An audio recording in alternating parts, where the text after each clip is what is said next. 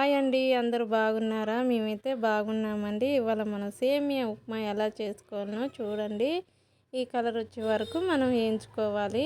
వేయించుకొని ఒక గిన్నెలోకి తీసుకోవాలి. అదే కళాయిలో స్పూన్నరంతా ఆయిల్ వేసుకోవాలి.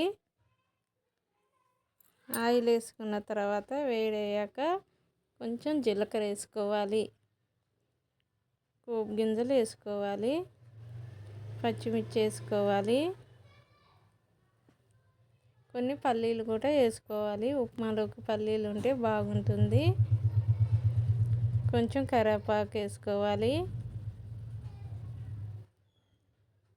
కొన్ని క్యారెట్ ముక్కలు కూడా వేసుకోవాలి.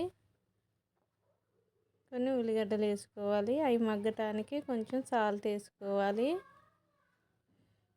ఇవన్నీ కలుపుకొని మగ్గాలి. మంచిగా మగ్గిన తర్వాత వాటర్ పోసుకోవాలి. 1 కప్పు సేమియాకి 2 కప్పుల వాటర్ వేసుకోవాలి. కొంచెం సాల్ట్ వేసుకోవాలి. సాల్ట్ వేసుకున్న తర్వాత అవి మరిగినాక మనం సేమియాలు వేసుకోవాలి. వాటర్ మరిగిన తర్వాత సేమియాలు వేసుకోవాలి. ఇలా చేసుకుంటే సేమియా ఉప్మా బాగుంటుందండి. మీరు కూడా చేసుకోండి. ఎలా వచ్చిందో కామెంట్లో పెట్టండి. లాస్ట్లో కొంచెం కొత్తిమీర వేసుకోవాలి.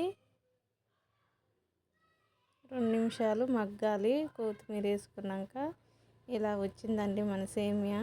బాగుంటుందండి. మీరు కూడా చేసుకోండి. లైక్ చేయండి, షేర్ చేయండి.